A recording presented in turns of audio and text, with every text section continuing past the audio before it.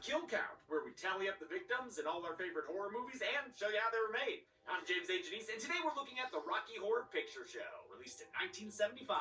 This is a big one, folks. The Rocky Horror Picture Show is the ultimate midnight movie. It's the highest of camp, peak weirdo subculture, a wild and an untamed thing. The story is simple. A clean-cut couple washes up to a creepy castle owned by a sextacular mad scientist. But Rocky Horror isn't about the story. It's about loudly embracing the other and going all out. It means a lot to a lot of people, including me. I've been watching it for as long as I can remember. I got in trouble showing my 8-year-old friends because their parents wouldn't want them seeing this, which is fair, but I did see it, giving me a lifelong affinity for the weirdos. Because honestly, they never seemed like weirdos to kid me. The movie means even more to people who discovered it later in life, possibly while discovering something about themselves too. Back in the 70s, 3/4 of Americans thought being gay was wrong. And then here comes Frank waving his furter in your face. It allowed a lot of people to feel seen, and has continued to for the past 50 years. This crowd is lining up for a film about transvestites. If you've never seen this before, which is crazy to me, but it is also 50 years old, so I guess I get it, then I can only imagine your what the fuckery. It's a transgressive musical science fiction B-movie with minor mistakes aplenty, like booms and crew members in the shots. But it's incredibly creative despite its low budget. And stars the late Tim Curry.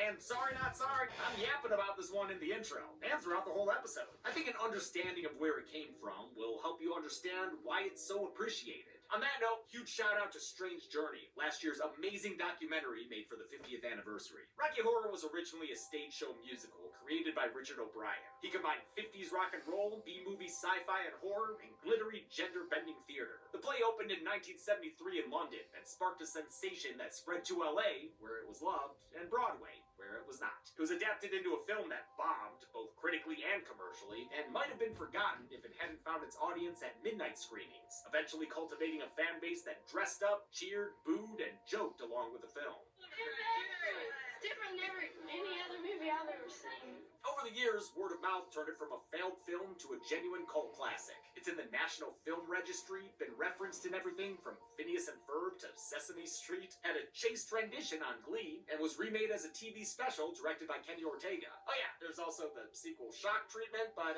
it's kind of a forgotten child. Rocky's interactive midnight screenings continue to this day. It's also interesting that it was referenced on Phineas and Ferb when Riff Raff's actor plays Phineas and Ferb's adoptive dad. So it's kind of interesting how it was referenced by the guy who voices one of the characters on Phineas and Ferb. It's a community of people who all come together, you know. They don't dream it anymore, they be it. It's a schlocky sci-fi romp, a retro rock musical, a horny twist on Frankenstein, and an exploration of breaking free from societal constraints, all stuffed into a corset, fishnets, and heels. It's astounding. What Rocky horrors await? Contestant number 24. Oh, shit. What Rocky horrors await us in this picture show? Let's find out and get to the kills. The movie begins with a big old pair of lips. Hey, what that mouth do? Well, it sings the opening number. Science fiction double feature. The Scarlet Mouth serenades us with lip service to a whole mess of sci-fi classics. Claude Rains was the invisible man. Yeah, he was. We counted that shit. These references frame what kind of movie this will be right off the bat. They're also really interesting from a modern viewpoint. Nostalgia is one of the biggest parts of pop culture today, as evidenced by everything. But it's usually the 80s, and more recently the 90s and 2000s being referenced. It's especially rare to see nods towards anything predating the 1960s. So I find it really cool to watch a movie from 1975 referencing movies and entertainment of the 20s through the 50s. It's a different nostalgia than we're used to, and unique for its time, too. This isn't longing for the mainstream sensations of those eras, but rather the underground genre offerings. You know, stuff for the weirdos. We head to a church where pastel-clad partygoers throw rice for the newlyweds, Ralph and Betty Halfshack. Everybody's here. Their friends, their family, the American Gothic couple, the little gremlin with a camera. The bouquet is tossed and caught by Janet Weiss, wholesome girlfriend of the wholesome Brad Majors. Even though this movie takes place in the 70s, when it came out, Brad and Janet are a couple of squares with a 50s suburban sensibility. I mean, look at the boomer shit their friends drive off with. She got hers, now he'll get his, implying that men are the only ones who want sex. Women just put up with it to get married. That idea is gonna get challenged. I mean, you can already tell Janet's got some loin-centered urine. Listen to her. Hey, Janet. Yes, Brad. Glad Brad launches into Damn It Janet, where he sings that he loves her, enough to draw on a church about it. Careful, man. Piss off that place's scary staff. I mean, they already know your names. Janet. Brad proposes mid-song, and Janet accepts because she's mad for him, too. They decide to do what any newly engaged couple should do. Go visit their old science teacher. His class was where they first felt some chemistry. They share the world's driest kiss as the church turns over for a funeral behind them. I'm not counting that casket as a kill, though. Ignore the Nosferatu kill count. It doesn't matter. As the song concludes, we wipe away to this guy. Boo! Boo!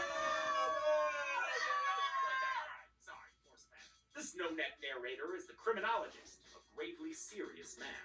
I would like, if I may, to take you on a strange journey. Guys,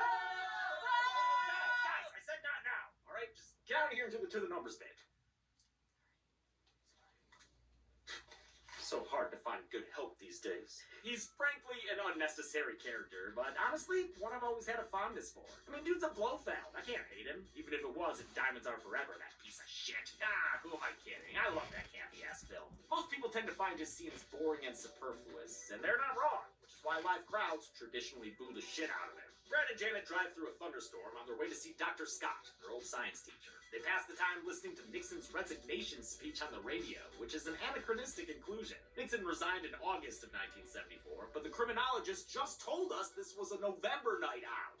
Maybe Brad had it on tape, who knows. The car blows a tire, so they decide to walk to a castle they saw a few miles back. It has a huge warning sign out front, but that sign won't stop them because they can't read, which is why they use their newspapers as umbrellas. They approach the castle's luminance while singing Over at the Frankenstein Place, which I think is an underrated song. I love the percussion that rolls into the chorus, where we get a sudden infusion of a literal chorus. It's also hilarious that every time the chorus sings, there's a dramatic push-in on the castle. Vocally, I like the harmony going on with Brad and Janet, but the real star of this piece is a somber handyman singing in falsetto. From Orpheus flow, let the sun and light come streaming. God, it kills me that I can't play more of these songs because of copyright. This Frankenstein-looking castle is played by Oakley Court, a Victorian Gothic mansion built in 1859. Oh, hi, Jess. Shout out to Grim Life Collective. The castle had been used for hammer horror, like The Brides of Dracula and The Plague of the Zombies, so it's a perfect location for a movie paying homage to films like that. The handyman greets them at the door. This pale hunchback is Riff Raff, and he's very observant. You're wet. Brad and Janet are observant too, and notice a bunch of motorcycles. Riff Raff would rather they not stare. I think perhaps you better move. Oh, that's Faye's. That's Fern's Riff dad. Raff, who's always Faye's my and favorite Fern. character as a kid, is played by Richard O'Brien, the man who created Rocky Horror in the Who's first also place. O'Brien had been Fern's a dad smothered in Faye's British and stage Fern. actor who was on the verge of quitting when he wrote the Rocky Horror Show. With the help of director Jim Sharman, who had cast him in a production of Jesus Christ Superstar, he developed the show and opened it on stage in the UK in the summer of 1973. It was only supposed to play for 3 weeks, but became such a huge success it wound up running for 7 years. Riff Raff explains that there's a party going on in honor of the house's master. A maid slides down the banister like a slutty little Mary Poppins, so Magenta can join Riff Raff as he kicks off the movie's most famous song, the motherfucking Time Warp! It's the official dance of the annual Transylvanian Convention. These are the Transylvanians. If your childhood Halloween parties were lame as fuck and didn't play this song, well, no worries. The directions are plain as day. It's just a jump to the left. And then a step to the right. Hands on hip, knees in tight, pelvic thrust to really drive you insane. I mean, you should know these by now. They're basic dance moves. Just watch the Transylvanians. You'll get the hang of it. Riff Raff handles the first verse before Magenta takes things over for the second. I love how Patricia Quinn throws herself into ecstasy, moaning out her words. She was always so sexy in such a scary way. Riff Raff returns to hit everyone with his falsetto again. Accurate as the day And that shit gets Janet fainting for the second time since she stepped inside the house. O'Brien's falsetto was also used when he sang the opening song Science Fiction Double Feature, which he can still sing today, and the dude's in his 80s. But he's still playing Faye's and Fern's dad as The in song his was age. originally sung by Quinn in the stage production, and she wasn't thrilled that it was taken away from her. She still provided the iconic lips, though. The next verse is sung by Columbia, the groupie. She's a sparkly gal who comes out of nowhere to tap dance her way into our hearts. She's played by Little Nell, who, like O'Brien and Quinn, originated the role on the West End. Director Jim Sharman cast her after seeing her tap dance on a tabletop in a London bar. Too bad Columbia eats shit and falls in front of all the Transylvanians.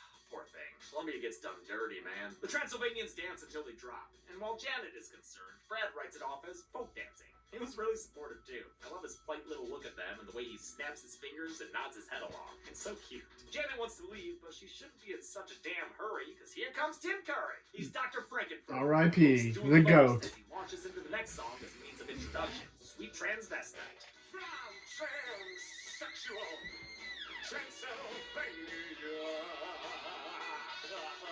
Dude's looking all sorts of Draculicious. Columbia's a big fan. She about to eat that leg like a corn on the cob. Riff Raff and Magenta go along with it for now. Curry originated the role on stage in London, and audiences went fucking nuts for him. Is it true everyone had the hots for Tim Curry? Oh, God, yes. Yeah. Men, Without women, question. children, and dogs, darling. I'm telling you. They loved his portrayal of an unrepressed hedonist, openly pursuing... Rest in peace, Tim Curry. See him and play him as a Rest kind in of peace, Tim Curry. Real freak. It was also a meaningful character for O'Brien to write. He lived a lot of his life suppressing his true self and feelings, but now identifies as transgender and non-binary, saying he feels roughly 70% male and 30% female. The British play's success caught the attention of American producer Lou Adler, who wanted to bring it to his Los Angeles theater, the Roxy, on the Sunset Strip. That version opened in March of 1974, with Curry as the only original cast member to retain his role. Everyone else was replaced by American actors. It was a big hit and ran for 9 months, with huge celebrities coming to see it, like Jack Nicholson, John Lennon, and Cher. Brad asks Frank if they can use his phone, but the corseted sex bomb just gets the audience all wet. He invites them instead to stay the night. And have a bite. Is there an echo in here? He even offers to show them what he's been working on. I see you shiver with anticipation. I mean, there aren't many words that begin with antissa, so I feel like you're probably just gonna say patient. Yeah, they'll just have to come up to the Man, lab Tim and Curry see what's was on the so slab great. after they're dried off with bloody towels and, I don't know, lacy pantyhose. I love Brad still trying to introduce himself while he's being stripped. They take an elevator up as Riff Raff explains that he and Magenta are Frankenfurter's... Yeah, they sure love that. Up in the lab, Frank is waiting for them, while the Transylvanians watch from an elevated viewing area. I love the variety of folks he got here. There's Tall Dude, Monocle Guy, the Sheik, they're all great. Frank turns the charm on for Janet and talks to the audience through the fourth wall. Brad tries to go all alpha on him, since all they wanted to do was use their phone, but Frank just teases him in response. Such a perfect specimen of manhood. So dominant.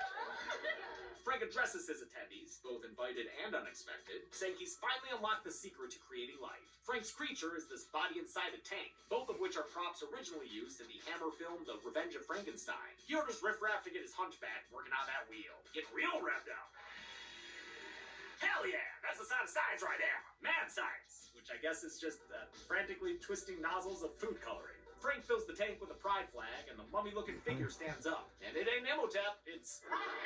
The buff blonde bowl cut boy starts singing his first words with Sword of Damocles, which is definitely how I learned about that literary trope. He runs all over the lab, giving the second most dehydrated performance I've ever seen. After Hot Frosty, of course. That guy's blood vessels were bone dry. Frank chases after him and takes his frustrations, sexual Don't and mind me that otherwise, movie, out on James. Riff Raff. I've He never doesn't let his seen it, pets and I run know how bad wild. it was. That's no way to behave on your best day, But a pouty face and bulging muscles convince Frank to forgive him. He submits his experiment for peer review. Jan says she's not a fan. She doesn't like men with too many muscles. Oh, Brad's delayed reaction to that. But Frank doesn't care what they think. After all, I didn't make him for you. Rocky gets a birthday set of candy cane weights, and Frank promises that in 1 week's time, he can make him a mina. In song, of course, titled, well, I Can Make You a Man. Not to be confused with the song from Mulan. I mean, kind of hard to mistake him, honestly. Mulan never rode a horse like this. At least, not that we saw. Before Rocky can get a proper set-in, a sexy sax man on a motorcycle busts through the wall like a Kool-Aid bat out of hell. It's Eddie, a former lover of Frank's and current lover of Columbia's. She's absolutely elated and squeals the entire time Eddie sings Hot Patootie Bless My Soul. Eddie is a classic rocker, played by a real-life rocker, the late Meatloaf. But this wasn't stunt casting. Wow, this movie has the late Meatloaf and the late Tim Curry. Still went by Meatloaf, though. That's a man who believed in himself. And with good cause. A charming Texan chubster with the voice of an angel. Meatloaf wasn't part of the original British production. He was cast in the American version in LA. That meant he only knew Tim Curry when it came time to make the movie, but he quickly won over the rest of the original cast. And then he came out to me on the set and told me I was voted the best kisser in my high school in Texas. I said, really? I said, well, one would have to try that. So he proceeded And I said, well, they were right. His singing and saxing gets everyone in the partying mood, including Rocky, which begins to make Frank jealous. If he's not the center of attention, then he is not having a good time. In retribution, he picks up a pickaxe and stalks Eddie down, cornering him in the freezer. Columbia screams as he swings off screen, putting this experiment back in deep freeze. Frank's boy toy just learned about death the same day he was born, but he takes it well enough for Frank to launch into I Can Make You a Man reprise. And this version's got new backup vocals. Damn, girl, that was fast. What did it? I'm guessing the little hip swivels there. Oh, Brad's gotta be humiliated. He's still standing there holding the dead guy's sax. Eddie gave it to him earlier so he could go make out with and hump Columbia. Oh man, poor Columbia. The song ends with an electric guitar version of the wedding march, so you know it's time for these two to get consummated. Oh God, could someone please check on Columbia? While Frank and his Frankenhunk are in the honeymoon suite, Brad and Janet are separated and put in different rooms. It's okay, we saw that kiss earlier. They're probably used to sleeping apart. Brad sneaks into Janet's room to join her in bed, except it's not Brad at all. It's Frank in disguise. Janet demands to know what he did with Brad. Nothing. Why do you think I should? At first she tries to throw him out, but decides to sleep with him as long as it stays secret. Promise you won't tell Brad? While Frank's seducing Janet, Riff Raff torments Rocky with a candelabra. Or maybe he knows Frank's into wax play and he's trying to warm him up for it, I don't know. Either way, the terrified boy man breaks out of his chains, because, you know, fire bad. He makes his getaway as a manic synth plays. Magenta is super into all of it, so she and Riff Raff indulge in necking and elbow sex. Yeah, nothing like a good cubicle job. Over in Brad's room, he gets a visit from an upset Janet. Except it's not Janet at all, it's Frank in disguise. He runs the same playbook on Brad, down to the same quips. What have you done with Janet? Nothing. Why do you think I should? Once again, his allure is too impossible to deny. Well, that, and he's literally looming over them in bed, so Brad's lesbian tones.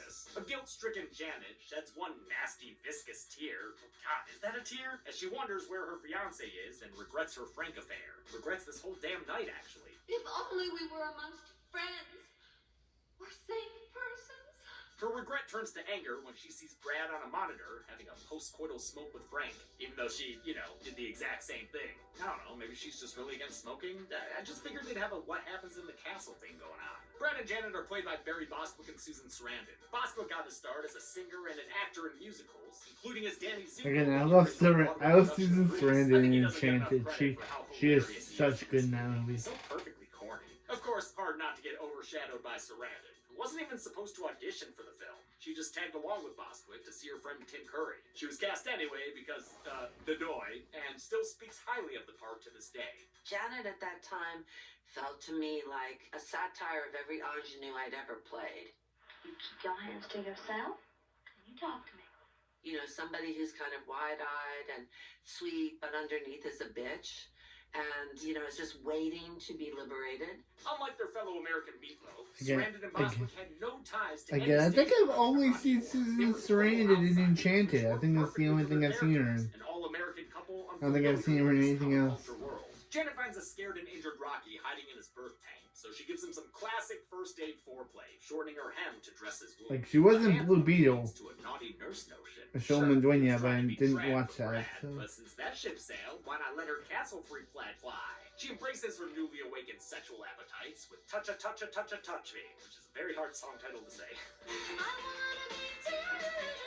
She admits that she had been a virgin before Frank, but now she wants to get down and dirty, much to the excitement of Magenta and Columbia, who watched from their CCTV. Oh my god, I don't know if any actress has ever been sexier than Susan Sarandon in this role.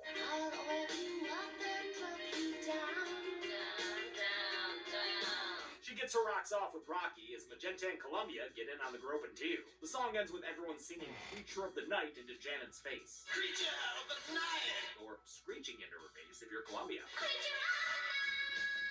But hey, at least that's Little Nell's actual voice. Rocky's is overdubbed by British-Australian singer Trevor White. In fact, the movie doesn't have any of Peter Hinwood's voice, the model who played Rocky. This was one of only 3 roles he did before opting for a quiet private life dealing antiques. Frank punishes Riff Raff for letting Rocky escape while Brad stands there in his silly little robe. They suddenly notice a person outside the castle on their monitor. Great Scott! It's Dr. Scott, Brad and Janet's former science teacher. the one they were on their way to see in the first place. He lives nearby, as evidenced by a map the criminologist showed us earlier, which also revealed that this movie technically takes place in Southeast Ohio. Bet you didn't expect that. Frank uses a superpowered magnet to beam Scotty up to the lab, or rather, pretty obviously, move him along a track and then play the footage back at a higher speed. It gives us a nice tour of the castle's various rooms, with their wonderful maximalist production design courtesy of Brian Thompson. Like most of the cast and crew, Thompson worked on the original stage production. For the film, he dressed the sets to match the script, a mixture of art both high and low. He figured Frank would collect whatever he found on Earth, hoarding it all for himself like the egotist he is. Frank accuses Brad of spying on him for Dr. Scott, but Scott says he's only there looking for his nephew, Eddie. Awkward. The group then stumbles upon Janet and Rocky. A little late, to be honest. They're probably smelling sex in there. The discovery stuns everyone. Dr. Scott! Janet! Rook! After a few more rounds of the name game, and then the blame game, Magenta Don't care. and dinner gone. Weren't they all go to bed earlier? What the fuck time is it? I guess they did warn us it was being warmed. They all sit down for a very awkward meal. Frank hams it up with an electric carver as Riff Raff sloshes wine all over the table, and Rocky eats like he's never seen a fork before, which, to be fair, he hasn't. At one point, Brad pounds the table, and Bostwick accidentally pounds Sarandon's hand. You can see her pained reaction. But it's not like they could afford a bunch of takes. After the Los Angeles production was successful, producer Lou Adler helped put together the film adaptation. Financing came from 20th Century Fox, but the budget was only about $1 million. They could have gotten more money with bigger names and rock stars in the roles, but instead they took a smaller budget to maintain creative control. We were a fringe theatre event, and we were allowed to make a movie. That's why so much of the original play's cast and crew got to work on the film, from director Jim Sharman to the production designer and the costumer. The only casting requirement made by Fox was that they hired 2 American actors for Brad and Janet, which is how Bostwick and Sarandon got the parts. Filming was done over 6 weeks, a very short time period for a musical. And the castle they were shooting in didn't have heat, so conditions weren't the greatest. Sarandon caught pneumonia. I was wet and miserable most of the time. But they still had fun and recognized the opportunity they were given. At the time, we were all still so astonished. R.I.P. Tim Curry. I won't say it again. R.I.P. Tim. Dinner talk turns to the subject of Eddie, causing Columbia to go off and scream. Dr. Scott tells the audience about his concerns. I knew he was in with a bad crowd, but it was worse than I imagined. Aliens. He ends up singing a whole damn song about his delinquent nephew called simply Eddie.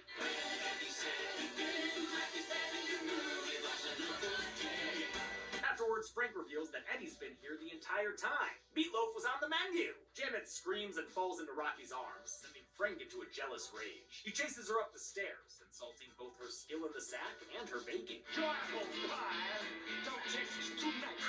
The song, Planet Schmanet Janet, wasn't included on the original soundtrack due to the limited length of the vinyl record. Sword of Damocles was also omitted. That one partly due to the quality of the vocal recording, but both would be included on the anniversary release 25 Years of Absolute Pleasure, which was the version I owned on CD. They end up back in the lab. Frank uses a sonic transducer to freeze Janet, Brad, and Dr. Scott in place. My wheels! My God, I can't move my wheels! It's as if we're glued to the spot! Scott explains that the transducer is a device capable of transmitting solid matter through space and possibly time itself. In the meantime, though, Frank will use a Medusa switch to turn everybody into stone. Naked stone. Hey, wait, does that mean that headless statue back there used to be alive? Frank even gives up on Rocky, turning those rock-hard abs into literal rock. It's not easy for Frank, trying to have a good time. Even smiling makes my face ache. In the newfound quiet, Magenta tells Frank how she really feels. Homesick for Transylvania and regular sick of Frank's verbal and physical abuse. Mere words aren't going to make up for it. I'm indeed grateful to both you and your brother Riff Raff. Oh, I love the reveal that they're siblings after we've already seen them being weird little sex goblins with each other. It's an extra layer of bizarre. Maybe it was too bizarre for many. Despite its LA success, the Rocky Horror stage show was a flop when it moved to Broadway, closing after 40 days. Perhaps New Yorkers turned their noses up at a play that started on the West Coast. In any case, this was the same time the film premiered, and since Fox didn't distribute it nationally, it was a major box office bomb. I mean, I hoped it was going to be a hit.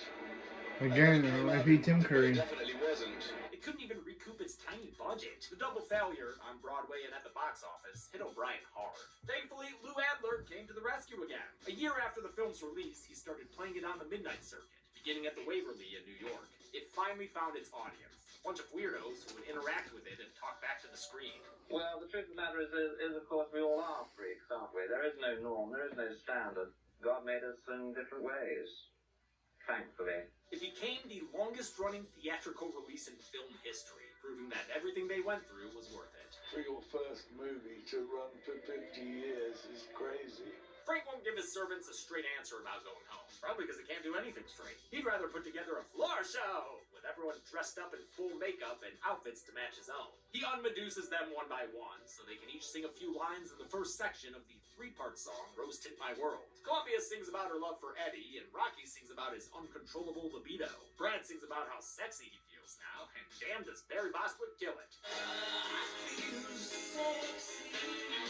Janet's really feeling herself too, and embracing her hoe era, but Frank doesn't let them have the spotlight for long, since he takes over for a solo on the second part of the song, Don't Dream It. It's all about embracing hedonism and giving in to one's desires, like how he desires to open a pool on the stage right now. Why the fuck not? The repeated line, Don't Dream It, Be It, comes from a lingerie company's advertising slogan, and ended up becoming the whole ethos of the film. Frank's new chorus dives right into the deep end for a pool orgy. Oh, Columbia, put them things away. During the song, Dr. Scott wakes up and tries to fight Frank's influence, but he can't resist for long. He's gonna live life.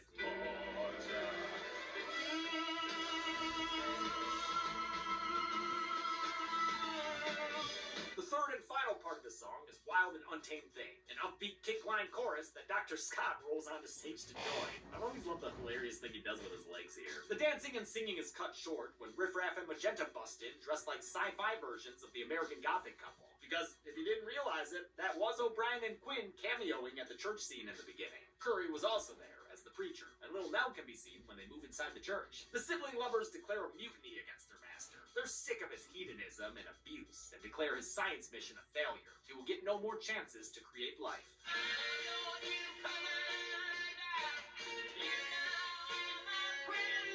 If anyone missed it up to this point, the true nature of the Transylvanians is revealed. They're aliens. Frank, Riff Raff, and Magenta are literally from transsexual Transylvania. Not the Romanian region in Europe, but the planet transsexual in the galaxy of Transylvania. All the weirdos at the party were legit aliens too, except Eddie and Columbia. They were human beings who got wrapped up in all this. Poor Columbia. Frank accepts his fate and tries to look on the bright side of things with the ballad I'm Going Home, which I think is probably the best song in the entire movie. Doesn't get much better than the emotion in Curry's voice here. 'Cause I've seen blue skies. All of the songs, which I love so dearly, owe a lot to musical director Richard Hartley. He joined the stage production to flesh out O'Brien's original songs, and when it came time for the film adaptation, added brass and string parts and increased the orchestra size from 4 to 30. Too bad the music does nothing for Riff Raff. He clarifies his statement. He and Magenta are returning home, but Frank ain't coming with them. He's going to be put to death right after Columbia, since Riff Raff shoots her with his laser gun first. Oh, come on, man! Hasn't she suffered enough? Frank tries to flee, climbing the curtain to get away, but Riff Raff lasers him and he falls to the ground dead. Wow, another one-shot kill? Shit's OP, dude. R.I.P. Tim Curry and R.I.P. Frank. He drapes him over his shoulder and climbs the fake radio tower in an obvious homage to King Kong. Angry, shaky fist and everything. Riff Raff shoots him a few times and the lasers bounce off his muscles for a while, but eventually a kill shot sends the whole tower falling down, and Rocky lands dead in the water. Magenta asks Riff Raff why he killed them. They liked him after all. They didn't like me! They never liked me! Oh, damn, that damage go deep, huh? He considers killing the humans too, but Dr. Scott does some diplomacy, so R-Squared tells them to leave while they still can. He and Magenta are going to beam the entire building back to transsexual, an occasion that calls for flashbacks and more elbow sex. And you know what? Good for them, I guess. The building blasts off, leaving Brad, Janet, and Dr. Scott lying in the dust. The probably not still fiancés sing the final original song, Superheroes, and the criminologist comes in at the end to cap things off with a spoken poem. Crawling on the planet's face, some insects called the human race. The movie ends with his globe glowing in the darkness as the credits roll to a reprise of science fiction double feature. How many victims will never R.I.P. hear Tim the Curry time warp again. Let's find out and get to the numbers. It's the Riff Raff Hour.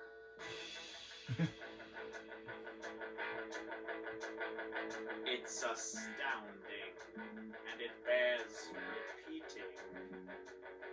Kill counting. is our goal. So keep watching. Not for very much longer. There's no time. Another ad for one. another ad roll. 'Cause I've got to get to the numbers. Counting women in bed. The pies need a talking. And the white boy is calling. Get to the numbers again. Get to the numbers again. It's just a walk to the left. I mean, that's pretty much it. So. There's not really more steps to it. 4 people died in the Rocky Horror Picture Show. The victims consisted of 3 men and 1 woman, giving us this science fiction double-sided chart. We've seen this count and breakdown 9 times before on the show, including just recently in Milk and Cereal. That's from the Obsession guys. With a runtime of 100 minutes, Rocky Horror had a kill on average every 25 minutes even. I'll give the Golden Chainsaw for coolest kill to Eddie. It's actually kind of scary the way it abruptly cuts his song short, combined with Columbia's shrieks of agony and Frank looking like a madman. Dog Machete for lamest kill will go to Columbia. She didn't deserve it. She didn't deserve any of this. She just wanted to wear her Mickey Mouse ears and dry hump meatloaf. And that's it. The Rocky Horror Picture Show came out in 1975. It still plays in theaters today. Until next time, I'm James H. Neese. This has been the Kill Count. Thanks a lot for watching.